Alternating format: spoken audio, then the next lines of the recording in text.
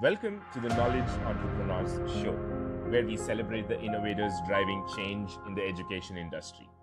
At Edison OS, we've worked with over 500 knowledge entrepreneurs to turn their edtech ideas into profitable businesses. Hi, Shirley. Welcome to the Knowledge Entrepreneurs Show. Thank you so much for taking time out for this. Thank you for having me. I think we're going to have an interesting chat. Yeah, it's my pleasure having you here, Shirley.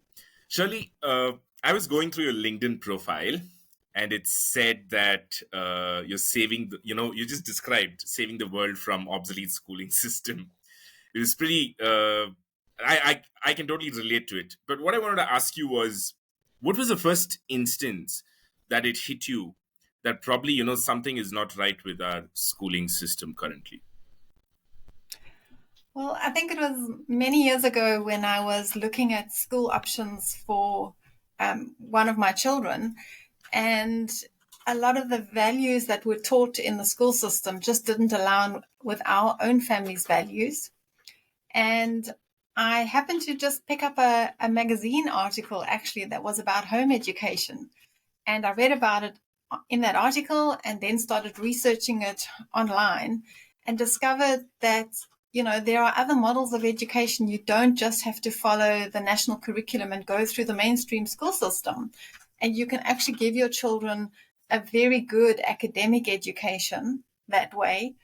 And then also, give them the opportunity to learn your family's own values and principles of faith if you have a religion or something that you follow as well. So, yeah, it was many years ago. And as I got into homeschooling, I started realizing that government school systems are actually very slow to change.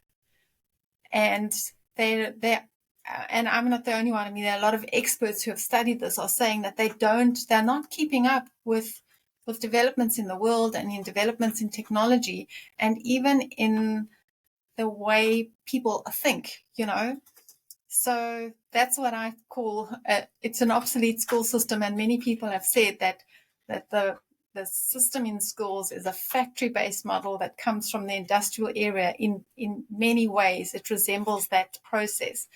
And it needs to change, but it's a monster, so it takes time and it's slow to change. Got it, Shirley. Shirley, last time we spoke, you shared that, you lived in South Africa for most part and you moved to New Zealand recently. So would you say your thoughts on home education and the school system currently is limited to South Africa? Or would you say it's pretty much like that in most parts of the world? I've researched other countries, and while there are some countries that do seem to have better systems than others, it does seem to be a pretty global problem where there's this model of schooling that's just not keeping up with what the world is requiring. Just in a simple example, our children in schools spend most of the time preparing for tests and exams. So it's about learning kind of formulaic answers. But the world we live in rewards people who are innovative, people who think critically, people who can solve problems, not people who do what they're told and study hard to do what the teacher said and get good grades on the test. So there's like a disconnect between some of the things that are still happening and some of the things that are much more needed in the world today. Got Shirley. And would you say that, this is a global problem that you and a few others have identified? Or do you say that, it's a personal problem for you and the education system might fit a large majority of the people out there? I think it's a poor fit for the majority of people out there. I hear from parents all the time who say their child is like, a square peg being forced into a round hole or a round peg being forced into a square hole, that the system just can't accommodate the way the child learns or the pace at which they're developing or the way they like to learn. It can't give children a customized education. It's designed for the masses. And everybody isn't the average. We are all unique.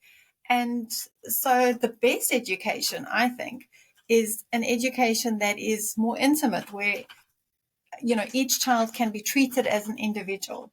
And that's very difficult to accomplish when you've got large teacher to children ratios, as in the school system. In some countries, they even have up to 80 children in a class with a teacher and just a couple of teacher assistants to kind of, I suppose, maintain order. When I was in school, we had small classes of under 30 children. So I can't even conceive of what it must be like to try and focus and concentrate in, such an overcrowded situation. So I think for many people, it's just they don't know what the alternatives are. And the problem I see nowadays is that governments have a monopoly on education. Yes, some countries allow homeschooling. There's still some that don't. With COVID, we saw a lot of hybrid models coming out. Online schooling started, it was there, but it really, everybody had to do it when the COVID pandemic affected us. But now that it's over, everybody's kind of going back to the school system. Home education has perhaps grown a bit. But there needs to be more of a free market economy with education, where there's more options and people can be more innovative and creative, and not just, create institutions that replicate the government model of schooling. I think the world would be a lot more interesting if there was a lot more diversity. Got it, Shirley. Shirley, I just have one question, right? Now, let's say, I'm not even sure if the way I'm thinking is right. If school education or the government education is one extreme, can I say that home education is another extreme? The reason I'm saying this is, have you wondered about a middle ground, a middle paths? Like when you said there could be a little more, free market types and stuff like that. Is that what you mean? Somewhere a middle path between home education and school system? Yes. So, in some places there is this little industry that's mushrooming, but a lot of it is under the radar. So you get what people call cottage schools or micro schools.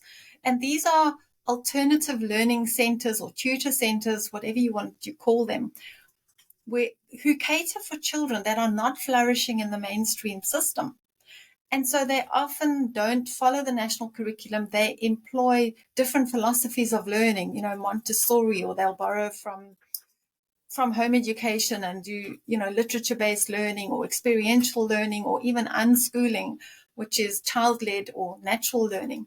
So some of these small centers are helping families whose parents perhaps don't want to choose home education, but they don't want their children in a mainstream school, and they can't afford a private school perhaps.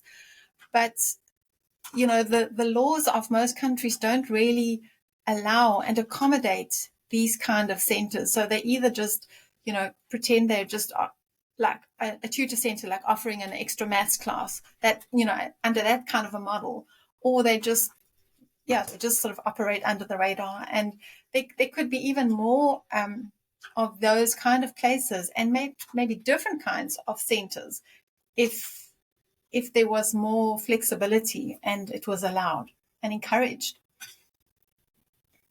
By the government? Yes, yeah. Often the legislation makes it difficult. If you have to have a certain number of children to register as a school, sometimes, just the costs of registration are beyond what a small school can manage. Or if you have to employ certified teachers, or if you have to whatever, there are certain things that are prescribed that often make it difficult for these schools to get recognition in the law, because they are so different to what the legislation is setting parameters for. Got it, Shirley.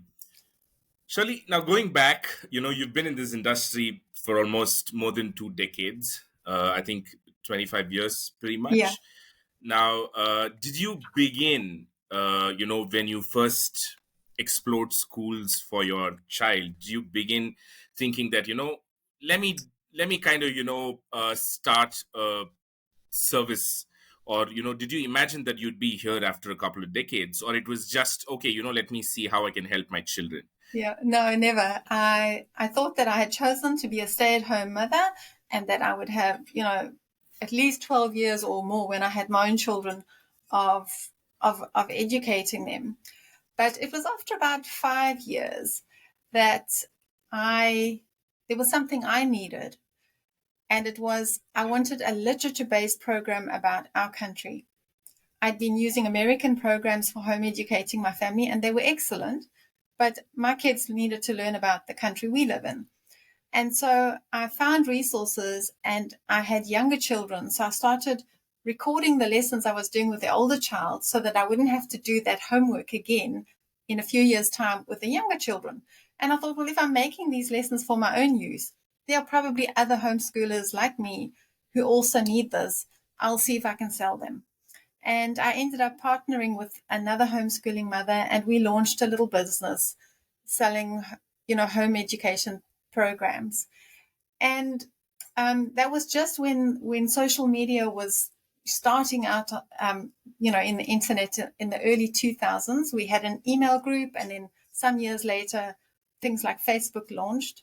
And we were just offering our support and help and encouragement actually to other home educating families because it's so new and hardly anybody knew anybody who had done it at that point. We were kind of a pioneering generation of parents. And so that was how we, built connections with our customer base.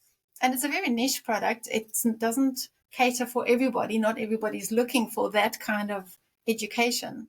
But it's been very rewarding just being able to earn some money doing something that I love. And, I'm able to be at home and educate my children and yet still earn money on the side. So it's been a wonderful experience. Got it, Shirley. And you said this took about 5 years for you. Is that right? Well, it was after 5 years, yeah, that I 5 years. suddenly had this idea. There's a problem, and I can solve it. And if I have this problem, other people have it too. And I think that's Right. the essence of being any kind of entrepreneur. You entrepreneurs solve problems for other people. So you offer a service or you offer a product, and you've got to love what you do, and you've got to be willing to serve your customers and enjoy doing it. And then it can really be a win-win situation for them and for you. Got it, Shirley. Shirley, as far as the content in the curriculum is concerned, you said you borrowed from the American system. And since you were living in South Africa, of course, every country teaches their own history. So you did your bit as far as that was concerned. Yeah. But one of the common, retorts from people, the moment you say homeschooling, oh, what about socialization? How's a child going to socialize? Yes. I'm not saying it's not, I'm not siding with them. I just want to ask, how did you fill that gap? Because a classroom has about 50 kids, and, there are so many skills that we don't have to really spend time on to help the child with. But when you're homeschooling, there are certain cons, So how did you bridge that gap, and how did you see those things? So there's research, and that really put my mind at rest. And the research shows that children need to actually have a strong bond with the primary caregiver, ideally the parents, but I know some children are raised by grandparents or, a guardian of some other kind. But when they have a strong bond with their mother, in my case, it helps them to develop self-confidence. And when children feel secure and self-confident, then they're actually willing to be more outgoing and adventurous. So, I knew that's going to happen just by being at home. And in the real world, as an adult, they're going to socialize. We socialize with all ages all the time, wherever we go. We don't just sit in an office with, 30, 41-year-olds or 25-year-olds or whatever age group we're in. That's a false social situation. So the best way to equip our children for the rest of their lives is to let them be in the real world with you as an adult, and you go out and about and you meet people from all ages, from all cultures, from all, walks of life, and they get used to that. And I have a story that I always love to tell because it just demonstrates this so well. At one point, we had my children had a friend who lived a couple of houses down the road, and this child went to school. And she was a very polite child. Oh, sorry, I just want a sip of water. Oh, please. Something in my throat. She would come to our house and she'd greet me, and then she'd go off to play with the children. Sorry. No Let me problem, just. Shirley.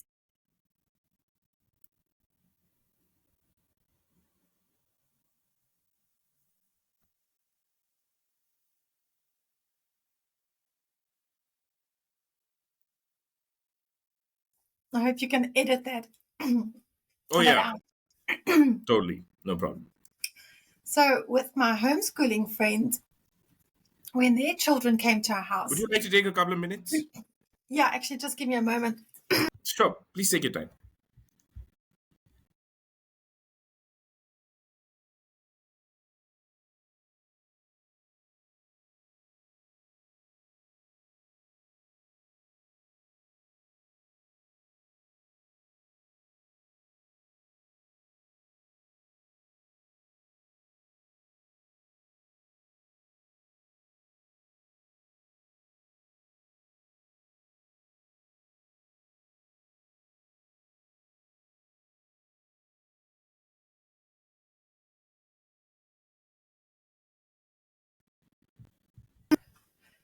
Oh, I hope it's better now. Anyway, from here on, I'll go back to my story. Sure. So, I had a friend who homeschooled her children too. And when these children arrived at our house, they would come in the door and greet me and then say, "Do you know what we did today?" And then they'd tell me something. We'd have this little conversation. And then eventually they would go and play with the kids. And I realized that school children, and this was my experience as a child, we were taught that teachers or adults, you don't get too friendly with them. They are the adults in charge. They're authority figures, and you mustn't become like a teacher's pet. But with our home educated children, they see all adults as people you can be friends with. They can build a relationship with you. And so they come across far more confident and outgoing towards other adults than children that are in school. And we often actually get compliments about that. So that's a bit of a mind shift, because most of us think that, our children are going to be at home and isolated and they're not going to learn social skills. But the research shows that actually the opposite is true. They do have self-confidence and they are outgoing and they can generally manage, situations. So yeah, I think so. The socialization is the myth of homeschooling. Got it, Shirley. Shirley, but okay, point taken about what you said, but I'm not saying, as I think of this question, I also think of the counter to that question myself, but I'm going to put it out there. Now, a school gives you an opportunity to address large groups of people. In a class, if you've got 30 students, sometimes you're asked to come to the front of the class and talk something, present something, and stuff like this. And that those skills are very much needed in a corporate setup, or in a career setup where you might be doing some real Yeah. world jobs. How do you see this situation? Is it nothing to worry and we can address it as it comes, or have you found substitutes to kind of recreate these situations for your kids in a homeschooling setup? Yeah. It's a bit of both. I think, as I say, you build their confidence so that they are capable of doing anything like that. But we don't live in isolation. We have a community, and nowadays there's a growing community in most places in the world of other families who home educate. And so they do arrange things like, classes and co-ops, or we've had a talent show in our little group one day, and any child who wanted to show, a magic trick or do a dance or some kind of skill could do it. They've had concerts, they've had Eisteddfods. So as a community, you make sure that your children get those kind of social experiences that we all remember fondly from our school days too. And you equip your children for whatever you think that they're going to need as an adult one day. Got it, Shirley. And Shirley, has there been a situation, where your kids have seen other friends of theirs or other kids who go to school? And do kids come and, ask, why am I not going to school? Or, how do you deal with those situations when a kid feels like, oh, why am I not being sent to school? Yeah. And the kid is undergoing a feeling of missing something. I'm blessed that my kids have never felt that they're missing out. So they've asked, why do we not go to school? And we just told them, as your parents, we felt that there were more benefits than disadvantages to keeping you at home and doing home education. But I've heard from many other parents that sometimes their children do have that, what do they call it, FOMO, fear of missing out. Or sometimes they want to go to school to be with their friends, or they want to go to school so that they can go to a dance or something like that. And, sometimes parents do allow their children to return to the school system. And there've been quite a lot that I've heard of who did that for a short while. And then the children realized the grass isn't greener on the other side. They're not missing out. And then they return to home education. But in general, I advise parents in that situation to have a conversation with the child. Ask them why they want to go to school. But to always remember that parents are older and wiser, and we have much more life experience than our children. And so we are better equipped to make a decision about what we believe is best for our family than the child is. So, it's all about relationship and communication. And I've found that is actually the hidden blessing of home education. Parents think it's all about the academics. But what happens when you are at home and you're learning with your children is you discover the weaknesses in the character that need to be trained. And that's a challenge for any parent. But now you have so many more opportunities to address laziness or disrespect for their brothers or sisters or whatever it is that a child needs to work on.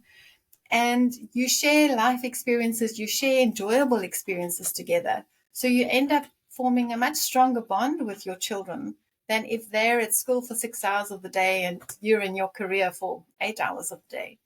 So, you end up having much better relationships because of being at home together. And those relationships actually help you to build their character and their confidence so much more than if they were not with you. Wow. Surely, let's say, some young parents listening to these and, probably even buying into this and deciding. But, who may not be just confident enough, who might have imposter syndromes or something like that. So what do you think is the gap that exists in a normal thinking parent? Now, suddenly, if they want to shift to a home education. First, before doing that, how do you think the current parents need to upskill themselves, or rather, what sort of mindset shift that they need to bring in before they can do this? I think the biggest worry that every parent has, and even when you start homeschooling, we all wonder, am I going to mess up my child's education? Or am I doing enough? Can I do this? Will I cope? You have all these worries and doubts. And it's a normal process because you're doing something quite different probably than, for your children's upbringing that's very different from your own. So the first thing is to find the answers that you need and to go and do research about home education, because every parent who's doing it has also had those worries and doubts that you've had, and there are answers to those questions. And the second thing I often say, especially when you get a mother and a father, and one of them is not as enthusiastic about home education as the other, they've got concerns, will my son be able to get a job one day? What about sport? Men often have different questions than the mothers. And most times it's the dads who are a little bit slower to come on board with home education. Right. So, but they're not wrong. They have a different approach and a different way of analyzing the situation. And that's good. So I often say to the parents, agree to give it a trial period of at least 1 year. Because if you haven't ever experienced it, then you can't really make an informed choice. You're just letting your fears and your worries guide your decision and saying, no, we can't do this. If you try it for 1 year, you can then assess at the end of that year. And the chances are that your child is going to get one-on-one attention during that year. Academically, they're going to be fine. There will be little things that you need to work out, what works best in your own family. But there have been very few that I've heard of that said, oh, that year was a disaster and we're not carrying on with this. You know, generally, if you give it a go, you've got enough time for the parent who's not so sure to see, oh, it is working. And, you know, my relationship with my wife does still work, and she's not, you know, overstressed or whatever. Got it, Shirley. Shirley, now, talking about a home education plan for a child. Now, you know that typically, I don't know about other countries. In India, they start their preschooling when they're about 3 years old, and it goes up till sixth standard, what they call as 6 years of age, what they call as a kindergarten. And then when they hit 6 years, they start their first grade, and it goes up till for the next 12 years. It's a schooling system. And you know, in the school, if I can remember right, they take it slow and easy, and then you know the sort of analysis and where the child is, all those things happen gradually when they go to fourth, fifth, sixth grade. You know, that's when things get serious. But in a homeschooling atmosphere, when does a parent get serious? Is it a consistent, gradual thing, or do you let them lose till about 10 years and then you kind of ramp it up? How has it gone for you, and what would you recommend to parents who are in this dilemma? You were breaking up a little bit, so if I've misunderstood your question, just stop me. But I think I got the gist of it. Okay. So, yeah, the early years are a lot more free and flexible. By the time children reach their early teens and high school, that's when home educating parents start feeling a little anxious about equipping their children to get some kind of school leaving qualification, so that, you know, our society knows that they're not high school dropouts and that they've actually achieved something. So it gets a little bit more, I would say, just it's more the parents that stress. The academic work you build on layer by layer each year. And, you know, for a subject, let's take maths, for example, that's a subject that most parents worry about, because a lot of people have maths anxiety themselves because they struggled with it in school. But when Right. you're home educating, you start at the beginning with your children, and you can actually learn with them, and you can fill in the gaps in your own education. And a lot of parents, like I've got one friend who says, learning maths as a 45-year-old is a completely different ball game to struggling with it when she was 15 years old and in high school and not really that interested in it. So what we think may be daunting because of our memories of doing it in school ourselves is actually not that daunting when you're now an adult. And most home education curriculum products are designed with the idea that the parent is not a specialist in a specific subject. They're not professional teachers. So they are created and designed mostly for self-study by the time it gets to the high school years. Some of them come with online video courses or teaching DVDs, although DVDs are going out nowadays. But, you know, there's online lessons, video tutorials, and they often come with a parent guide or a teacher guide that has, you know, a very comprehensive answer key, shows all the calculations if it's maths or whatever subject it is, so that children can actually learn from their own mistakes, and they can, you know, they can even engage in self-directed learning. The parent becomes more of a supervisor than a teacher. Got it, Shirley. Shirley, on a lighter note, I'm just going to ask you a personal question. Last time we had a brief discussion about the podcast, you mentioned that, you know, you home tutored 6 of your kids. And when you say 6 kids, that's, you know, now these days, I don't know how is it there, but in an urban setup in India, 6 kids is not a very common thing. It's just 1 or 2 kids at the max. Do you think parents would be at a disadvantage if they would just have 1 kid from a homeschooling point of view?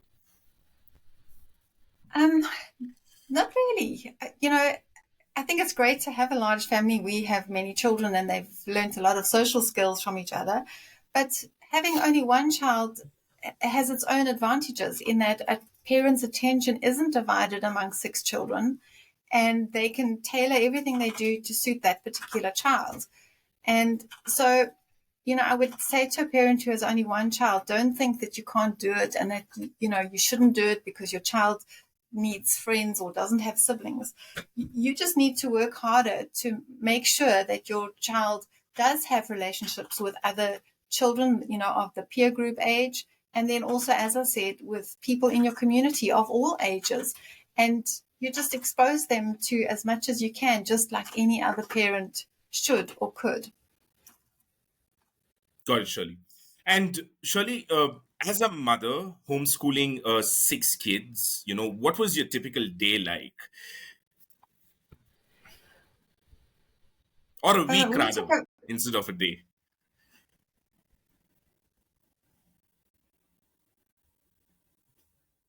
Oh, you're on mute.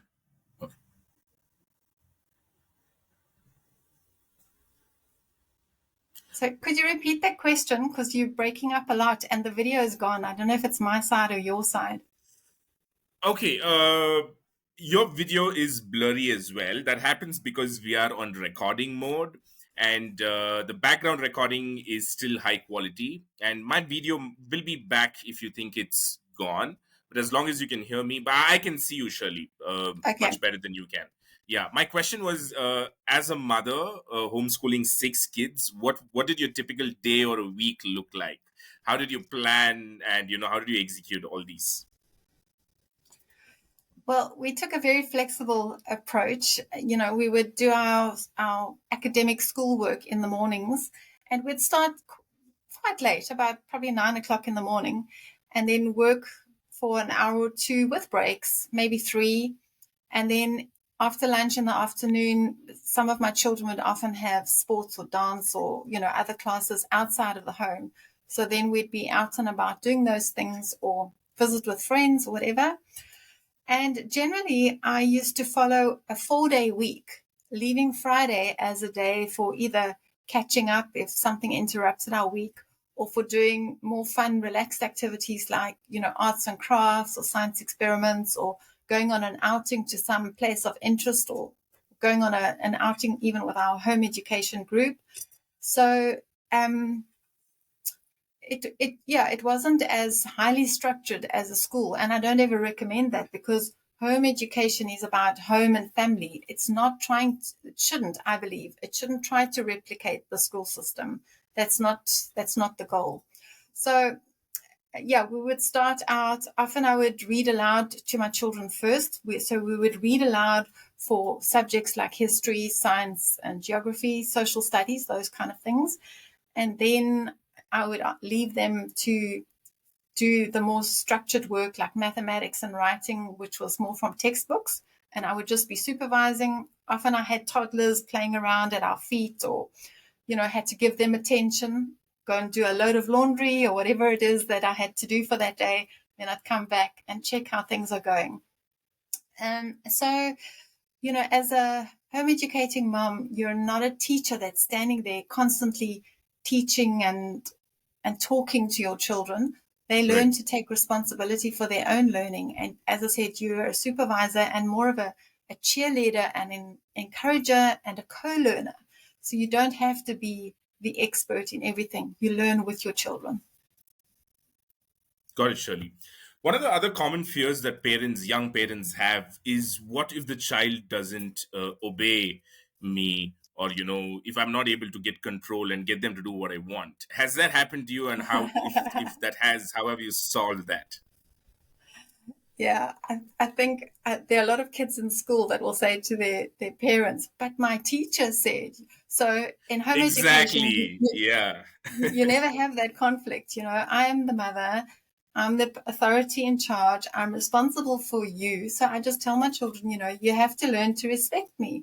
You don't always have to agree with me, but you do have to respect me and your dad, and you do have to obey us. And if you don't obey us, then there will be consequences. And often those consequences are the breakdown of a relationship. So, if you're unkind to your brother or sister, they're not going to want to do things with you or for you. And if you don't obey me, I'm going to get frustrated and angry, and that's not going to be nice for any of us. So let's try and avoid that situation, and you're constantly, I mean, this is just parenting in general, whether you're home educating or not. You have to Right. constantly communicate this to your children and reach their hearts and show them that, sometimes they've got to do the hard things that they don't want to do, but there's a benefit. And, if they don't, besides the fact that they might suffer other consequences, the damage it does in a relationship is even more serious. Got it, Shirley. Shirley, now coming on to your entrepreneurial part, as a result of you choosing to home educate your kids. So, how did that begin? You said that it began at a time when you were recording lessons that you gave your kids so that you didn't have to repeat for your other kids. But then you said you partnered with another homeschooling mother, and that's how you started off something. How has it started? How did it start, and how has it evolved over the years? The conversation started online on an email group where we discovered that we both had this similar vision to create a program about our country. And shortly after that, we had an opportunity to meet in person, and we just shared our ideas and we decided to do it. So we started writing the lessons, and then we still had dial-up internet in those days, and it was free after 7:00 in the evenings. So we'd do a little bit of work in the afternoon, and then we'd email each other what we'd done and edit and add to it, and then email it back to each other. And that's actually how the program was done. There was no document sharing and things like that back in 2002. So we created the first program, found a printer, printed it, and we basically launched the program probably with our grocery money plus some income from people who had said they were interested in the program, and they had booked themselves one of the first copies by paying a deposit. So it was quite an unknown, we were going into unknown territory, but we started small. We self-published, so we only printed, I think, 20 copies initially, and then as more orders came, we would just print on demand. So it started small and it grew, and it's still a pretty small business. We're not serving the whole home education community in South Africa. A lot of people still prefer online schooling where they follow the national curriculum, but they do it online at home. But we love what we do, and we've expanded our programs. We've created one for younger children. We then created another one for teens. And then over the years, we've created similar programs that focus not so much on history, but more on nature study and geography and the environment. And, so we've added packages. Got it, Shirley. And because of this, have you found yourself knowing a lot more things than you knew? Did you have to kind of, research and study about things that you kind of created? Say, for example, you spoke about nature study or something like that. Or did you just take up things that were already your strengths? I hope I got the question correct. It was a bit broken, but we did do research. We were writing. We knew what we wanted to cover, but we did have to go and research the details. We've one of the things that people often ask us is, for instance, with history, what about bias? Because they say history is always written by the people in power. And one of the important lessons, I'm probably going on a rabbit trail now, but one of the important lessons we try to teach people is that history in particular, but anything, news articles, is always written from somebody's perspective. And our job as readers and as, people who are wanting to become educated is to learn to recognize that perspective and then to ask, what are the other perspectives? And to read between the lines sometimes to see what's not being said and to find other points of view and then to compare and contrast and to learn to think critically about everything that we read. So even if something is biased, we need to be able to recognize it as such and to know that there might be an opposing point of view. So that's how we handle bias, because nobody can ever be 100% objective.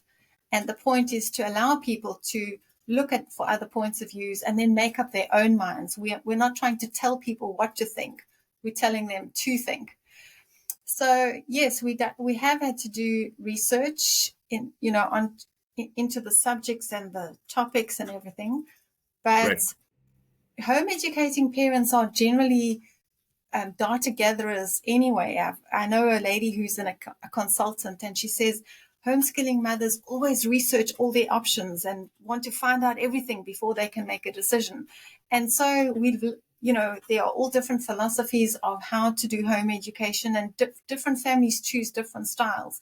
And you become versed in all of these things. You read up about them because you want to know what's going to work the best for my children or for me or for a specific child.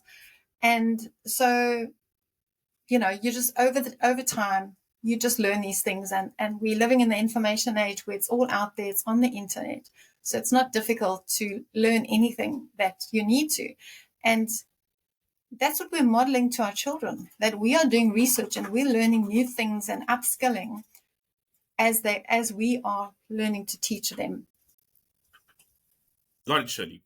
Shirley, now coming to the financial aspects of homeschooling, right? It's pretty, uh, you know, uh, on the surface, it looks like, one of the things is you're going to save a lot of money because you're not going to be paying fees and stuff like that. But is it really that? Or, when you have to sign up your kids for the extracurricular activities or stuff other than your academic activities, you're going to be using the services of other people outside. So how does the money thing fit into all of this? Is it an advantage or a disadvantage, or does it not really make a difference? Look, there are families that homeschool on an absolute shoestring budget. They're living on one income, and often there isn't a lot of extra money for, private lessons and extra classes and extramurals. And then you just have to find a way to give your children, other experiences. So sometimes people form co-ops and then they trade skills, or often somebody's just passionate about a sport and then they want to coach a group of home educated kids in that sport, and they just do, and they just serve one another. So money is never really a factor that I think should stop somebody from home educating. But often there are sacrifices if you but you've got to think what's the benefit. I think every family has to make this choice themselves, but I don't think any career can justify a person sacrificing their children's education, especially if it's not going well in a particular school or in a particular situation. Our children only have one childhood, and no amount of money can buy it back again later if something goes drastically wrong with their schooling. So if money is tight, there are always ways to supplement the income. And I once made a list of all the different jobs that I knew home educating mothers were doing. And a lot of them were either doing what they used to do before they had children from home or part time, or some of them even studied and took on new jobs that they could do flexibly or from home. So things like, people in the beauty industries, people in the education industry were offering tutoring or Right. OT services. Um, some of them do catering, some of them coach certain classes, some of them write books. One is a midwife, another one is a doula.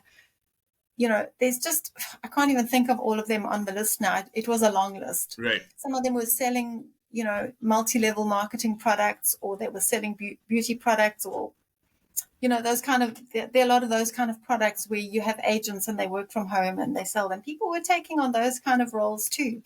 So you just have to think a little bit and choose something if you want to supplement the family income by doing something part-time.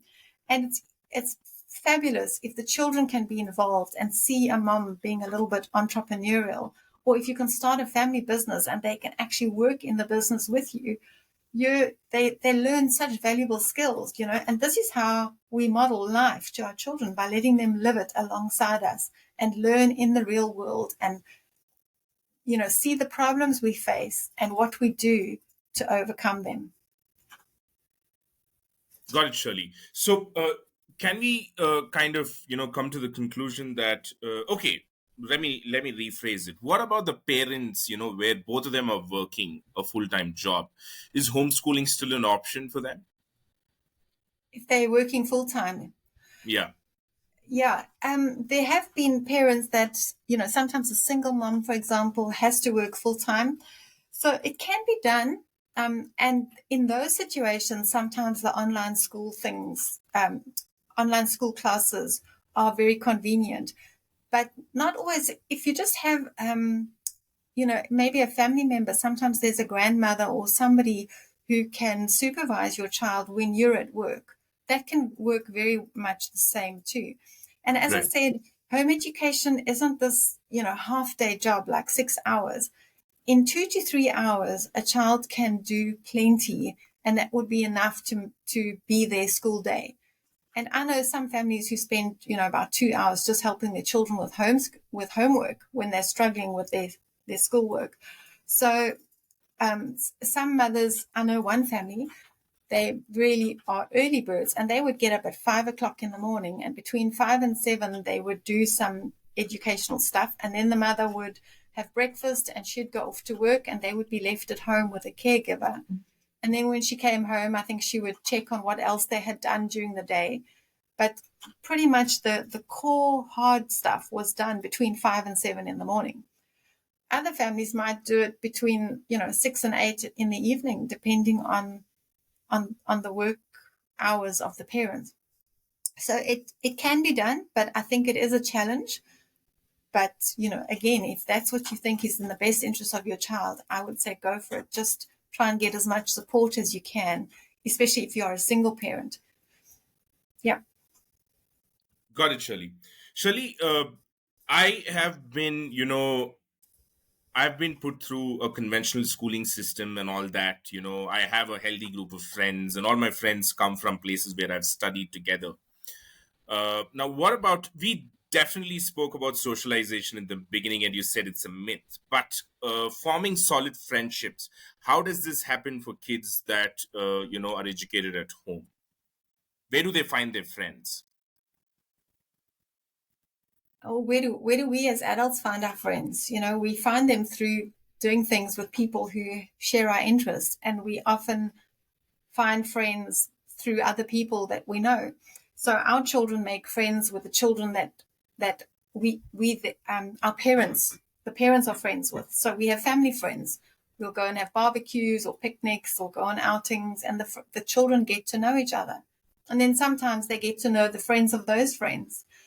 Also, parents are not, and families are not isolated. A lot of home educating families are involved in other community organizations. So they belong to sport clubs, or they belong to churches, or they serve in charity groups, or, one family I know, the parents play in an orchestra. So, we don't live in isolation, and our children develop relationships just by being with us and doing the social activities that we do as a family. That's normal socialization. Right. Got it, Shirley. I mean, although it may come across like very what are these questions? But these questions are a big thing for people who are being introduced to the concept of homeschooling. Now, Shirley, have you had requests from people to train them how to be home educators, or do you have any programs like that can help new parents, blend into home educating their kids? I've written 2 home educating books for parents, and I had an online tutorial that was just sort of an introduction to home education to parents on the internet.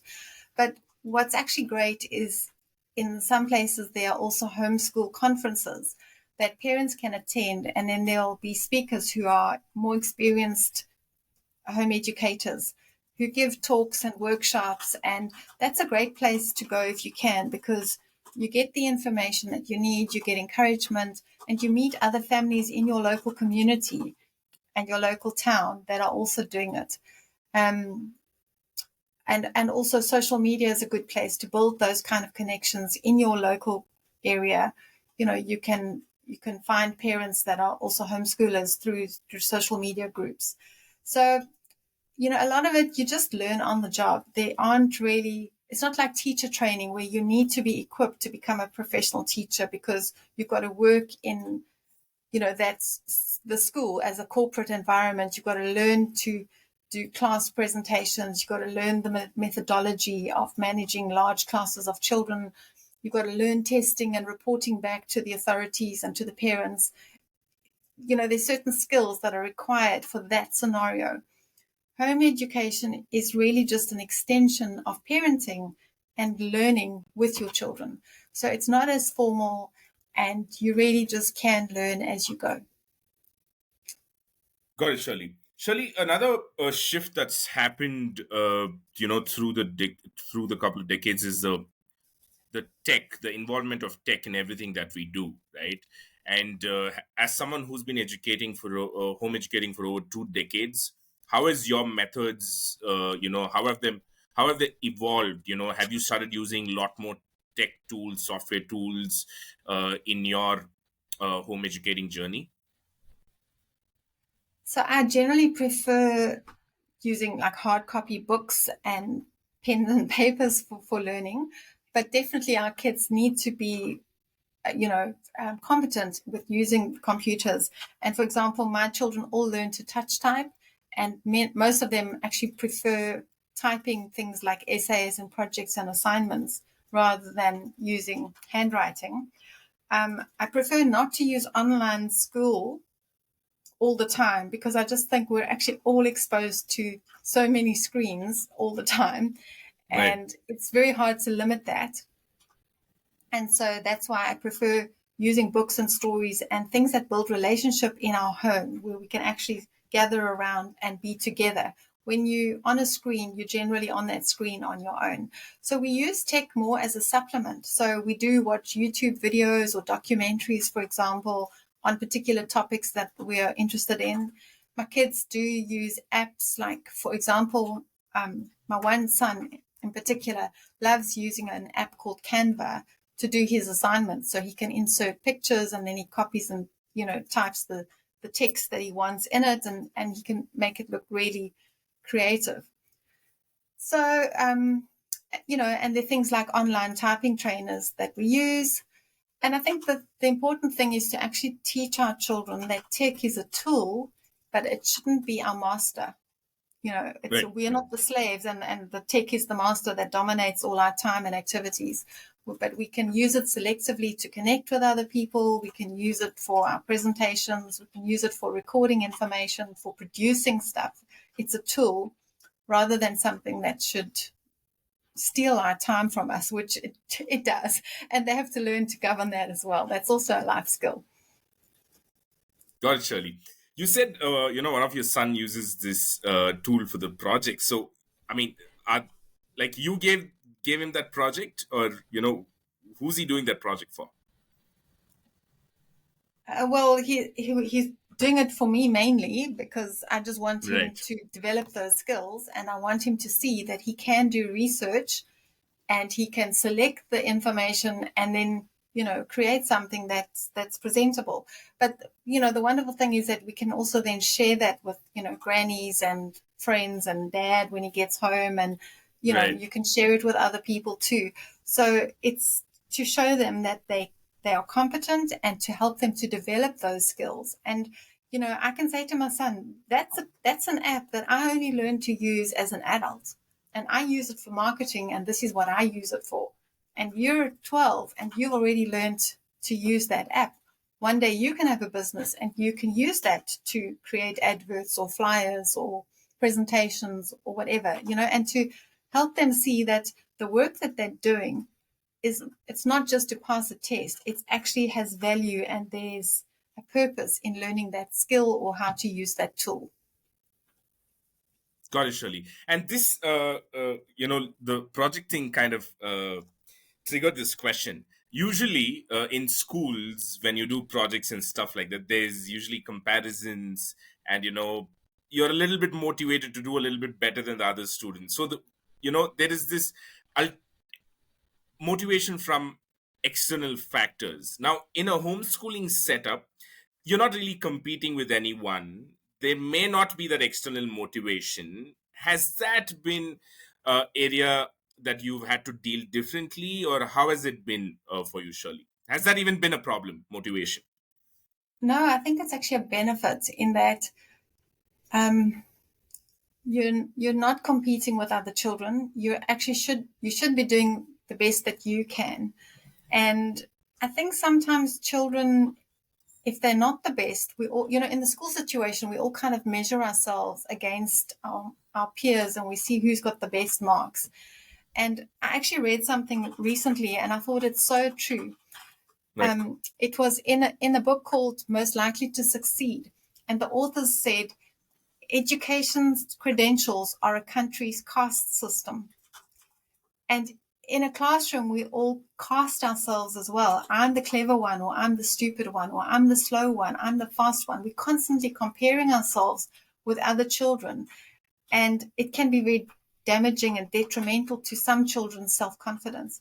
So I think it's better to have the attitude of helping children to discover what they're good at so that they can be confident and develop those skills and develop their talents, but also teach them that they can manage their weaknesses. We don't have to hammer them all the time, but they can find ways, because as adults, we all work around our weaknesses, or we hire other people to do the things that we're not good at. So that is how the world works when you're an adult. And I think children need to learn, it's okay. You don't have to be brilliant at everything. And this is what you are good at. So I think that's just a healthier way than sitting in a class and thinking, well, I'm no good because I'm not scoring the same as somebody else in a specific subject. School only tests a small number of subjects and skills. And in life, there's so much more that we can be good at, but it doesn't get discovered until we leave school. So, yeah, I think home education avoids that scenario. Got it, Shirley. Shirley, and one of the important things about children growing up is, hoping that they can find what they're passionate about so that, they can follow that journey after a certain point, right? Now, how have you sometimes kids find out their passion, sometimes it doesn't happen until very late. How has it been for you? Have you thought of it consciously? Has there been pressure to get there?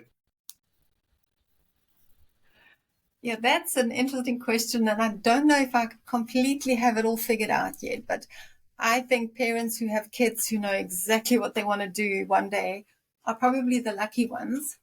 But it Right. often changes too. One of my friends had a child who was crazy about horses, and everything she did was related to horses. And she still likes horses, but now she's discovered that actually she likes telling a story, and she's gone into videography. So Right. things can change and evolve. But I think the most important thing is for children to have a wide range of experiences, especially as they go into their teens, that they can find out things that they like and things that they don't like. One of my kids he's 18. He's been doing apprentice work with a friend of ours. And he's said to me, I know I want to work for myself one day.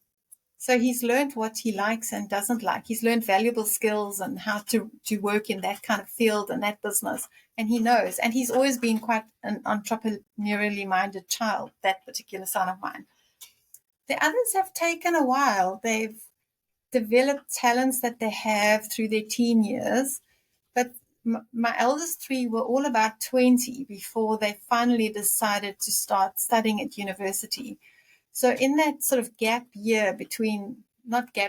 season, sort of between 17 and 20, one traveled and worked overseas. The other, just did online courses, worked part-time. And I think it's a good thing that they didn't rush into something, spend a lot of money on a year or two at university, and then discover, oh, that's not what I actually want to do. And I think, many of us, we have to start somewhere, but it often takes a few years, even a decade or so, before you really sort of zone in and hit on something that you really want. But those other experiences build into that. So the sooner children start playing with the tools of real life, hanging around people and helping and getting to know what certain jobs entail, I think the more clarity they're likely to get. And some kids also just learn what their parents do. One homeschooling boy that I knew's dad was a motor car mechanic, and the boy obviously had the same interests as his dad, learned things in the workshop. And then he launched his own business repairing golf carts because there was a very prestigious golf course nearby. And a lot of the people who had golf carts, obviously, they needed mechanical things done too. And so he took over, or he just decided that that's what he was going to zone in on. But he had learned those skills by hanging out with his dad, being in the workshop, and obviously hearing many, many conversations about cars and problems and how to fix them. And he just picked up that information, or probably organically, and then later he did go and actually study, but he probably could have done it even without studying, just by being in that environment. Got it, Shirley. And, there is this other thing. Now, let's say, for example, some people say find out your strengths and double down on it, or, create a balance by working on your weakness as well. Has this been a topic of focus for you? I mean, because how do you approach the moment you find your kid? Everybody's got certain strengths and weaknesses, right? Do you encourage your kids to become well-rounded, in every departments, or the moment you find that they have a strength, do you push them to kind of double down on their strengths and focus on that? Sorry, Jag, I didn't get that question much at all. Can you ask it again? Oh yeah, sure. Sorry. No problem, Shirley. Shirley, so there's another situation, right? There is this school of thought where people say discover your strengths as a kid or as a teenager and double down on them, and or you got to work on your weaknesses and become a well-rounded person. So there has to be a balance between the two. What has been your approach about it, Shirley? The moment you see that your kids have certain areas of strengths, do you kind of reinforce that and double down on them? Or do you also equally ask them to work on their weaknesses sometimes? I think I've been quite lucky in that most of my kids are quite strong academically. So we haven't had too many struggles with, there are some children who have serious learning difficulties. So Right. we've really just, sailed through what I call the basics, like your core subjects is like your maths, your science, and your languages. Right. And then we read for social studies. But then I've allowed each child at different stages in different seasons to do additional subjects that were of specific interest to them.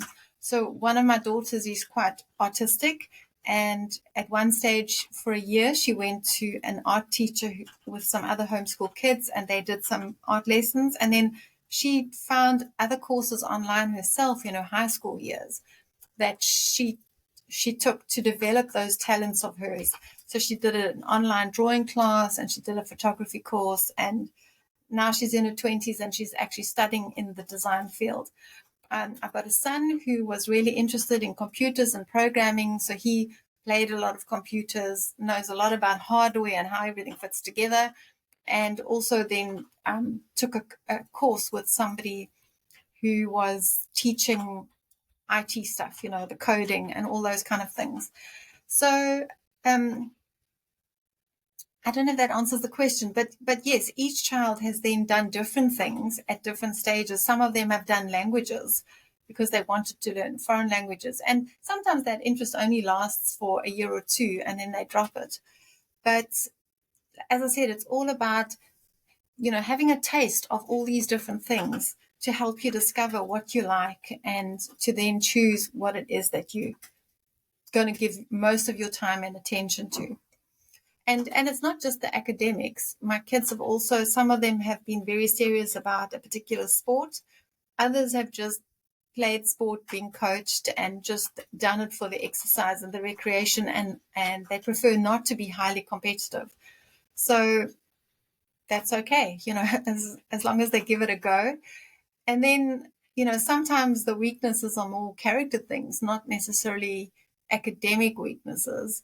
And those a person just has to keep on training and persevering and reminding and nagging sometimes. But, that's life, that's ongoing. We all have those character struggles that we have to keep on working at. Right. Got it, Shirley. Just one thing that I'd like to touch upon before I move on to another topic from a homeschooling point of view. What are some of the things that new home educators, kind of get scared about, but it's actually normal? It's okay. Please relax. What are some of those things that you'd like to uh, point out, Shirley? Things that home educators can relax about and not really overly worry and panic. Well, I think we've already covered the socialization one. Right. They can relax that they're not likely to mess up their children's education, even if they're worried that they might. And the reason I can confidently say that is that parents who choose home education love their children. They wouldn't even consider this if they didn't want to do the best they can for their children. If they didn't care, they would just let them go to school. And I'm not saying that parents who send their kids don't care about their children, Right. but the type of parents who are going to neglect their children are less likely to keep them at home for home education's sake. And so because you love your children, if something is a struggle or there is a problem, you're going to find a solution. You're going to contact a friend, you're going to contact an expert, you're going to research online, you're going to change the curriculum you're using, you're going to find a way to overcome that problem. And so you will succeed. So you're not going to mess up your children's education. A lot of parents worry about whether their children will be able to get a school leaving certificate. And I think by now there've been enough generations of homeschool children that have successfully passed all kinds of exams, Cambridge or GEDs or whatever the school curriculum is in a particular country. Right. So that's definitely doable. Children can go to university if they've done home education. They can get a job if they've done home education. They can be normal, successful adults. It's going to be fine. And the other thing that sometimes parents worry about is, will I cope? If you're a mom with small children, just being with them all day long can sometimes seem overwhelming. But you learn to deal with that. You learn to cope. You learn to manage your house, your time. You learn to train the children to be more helpful and to do chores. And every problem you think you're going to have, somebody else has overcome it, so you can too. Got it, Shirley. Shirley, one final topic is, as far as your business is concerned, let's say, be it Lime Feather Learning or all of the things that you do as part of your home education venture, right? What are the, now that especially you're doing remote as well, I'm sure, you're using a lot of softwares and technologies. What are the top tools that you cannot do without as far as your business goes? Well, definitely email and document sharing for communicating with my business partner. We use WhatsApp for chit chat during the day as well. Right. And then, of course, Zoom is a great tool for doing online presentations. And we do little weekly, just 10-minute chats to encourage parents, just something that they can listen to, in a gap in their day when they've got a moment. So those probably are the most important tech tools that we use. As I said, we do use Canva too. And we've hired one of our children to do some social media marketing for us. So I don't know what tools she uses, but we do marketing on social media. So that's also tech stuff that's involved. And then we have a website, of course, and a newsletter. So we've got an email software product that we use for mailing out newsletters. So probably pretty similar to what most other online businesses use nowadays. Good, Shirley. And when it comes to your products and services, we did speak about the products that you created initially after 5 years of home educating. But as of today, what is your business all about? What are the products and services that you offer? So I've got various businesses in the home education industry. So the Footprints on Our Land was the one that we started. That's a literature-based home education program for South Africa. But then as my own children were reaching sort of the early teen years, like most mothers, I started worrying about what exit exams are they going to take. And I started researching the options. And at that time, the most popular options were either doing the same school exams as the school system, or some homeschoolers were doing the British Cambridge International Assessment Examinations. And neither one of those two options really appealed to me, because we were doing our own kind of home education, following different programs eclectically. And that seemed to me very prescriptive. We'd have to kind of get back in that school box.